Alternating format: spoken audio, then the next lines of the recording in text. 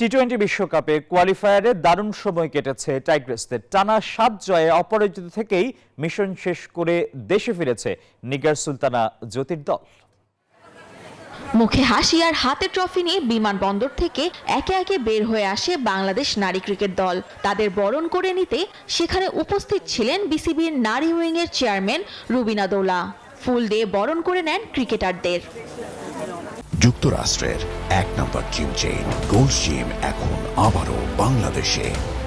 বসুন্ধরা আবাসিক এলাকা ও Bashundhara city shopping মলে। নেপালে অনুষ্ঠিত বাছাই পর্বের টুর্নামেন্টে অপরাজিত চ্যাম্পিয়ন বাংলাদেশ দলকে সামনে থেকে নেতৃত্ব দিয়েছেন ক্যাপ্টেন জ্যোতি।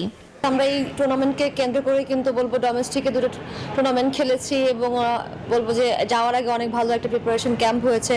সোফা যেটা আমাদের ফার্স্ট প্রায়োরিটি ছিল কোয়ালিফাই করা, সেটা খুব ভালোভাবে আমরা করতে পারছি এবং বলবো যে পুরো কৃতিত্ব আসলে দলের সবার, ম্যানেজমেন্ট থেকে শুরু করে প্রত্যেকটা প্লেয়ারের।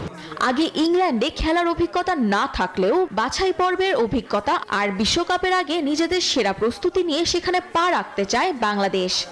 আমাদের ভিতরে আসলে ইংল্যান্ডের খেলার অভিজ্ঞতা নেই, কারণ আমরা কেউ এখানে খেলিনি। আমরা এটা নিয়েও আসলে এখন চিন্তা করছি যে আমরা আমাদের নিজেদেরকে আসলে কিভাবে প্রিপেয়ার করব, যেহেতু আমরা কোয়ালিফাইডে অনেক ভালো ক্রিকেট খেলেছি এবং সোফার আমরা প্রিপারেশন হিসেবে যদি আমরা বেটার ওয়েতে যেতে পারি, সো আমরা এবার ওয়ার্ল্ড কাপে আসলে ডেফিনেটলি ম্যাচ উইন করার দিকেই যাব।